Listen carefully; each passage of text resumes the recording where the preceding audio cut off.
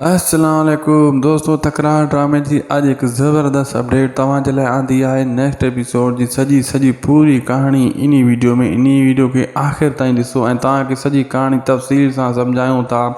दोस्तों, हाणे नवाब खान वॾो हिकु कमु करण वारो आहे, ख़ासि करे हाणे जॾहिं मीर ऐं मूसा हिक ॿिए जा पक्का दुश्मन थी चुका आहिनि, लेकिन दरिया खान ऐं सिजावल इन्हनि खे ठाहिण जे चकर में आहिनि। ऐं नेक्स्ट एपिसोड में इहे हिक ॿिए जे मथां हथियार बि सीधा कंदा। तव्हां ॾिठा प्रोमो में ॾिठो हूंदो, लेकिन इन्हनि खे दरिया खान त रोके वठंदो।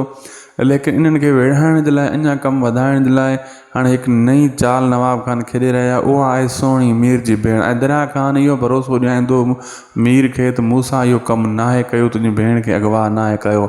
लेकिन मूसा जे मतिलबु दोस्तनि वटां जॾहिं सोणी मिलंदी, यानी भावल जे घर मां या बख़्त जे हुन मां मिलंदी सोणी, त पोइ मीर छितो थी पवंदो, चवंदो ॾिसो मां तव्हांखे चयो हो न त इहो मूसा जो कमु आहे। लेकिन सॼी संगत पोइ पाण परेशान थी वेंदी, मूसा इहो कमु कीअं कयो। मूसा सभिनी खे भरोसो ॾियारींदो मूं इहो कमु नाहे कयो ऐं इहो मुंहिंजे मथां कूड़ो इल्ज़ाम आहे। ऐं भावल खां पुछंदो, भावल चवंदो हा भाउ, मां बख़्त जे ॻाल्हियुनि में अची करे इहा ग़लति ग़लति कमु करे वेठोसि।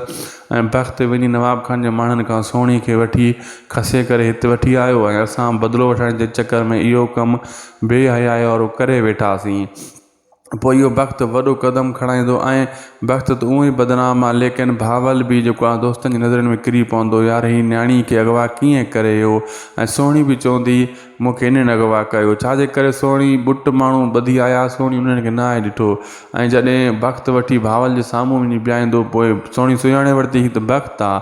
पोइ उहा ई ॻाल्हि कंदे हिते मूसा वारा इन्हनि गॾिजी करे मूंखे हितां अगवा कयो आहे। पोइ सदाईं दोस्तो मूसा जेको आहे मीर जी नज़रनि में किरी पवंदो, भावल बि। पोइ इहे अञा अॻिते वरी हिक ॿिए जा दुश्मन थी वेंदा। वक़्ती तौरु नेक्स्ट एपिसोड में इन्हनि खे रोके वठंदो दरिया खान विढ़ंदो, लेकिन अॻिते इहे वरी दुश्मन थी वेंदा। ठीकु आहे दोस्तो, ख़ुदा हाफ़िज़।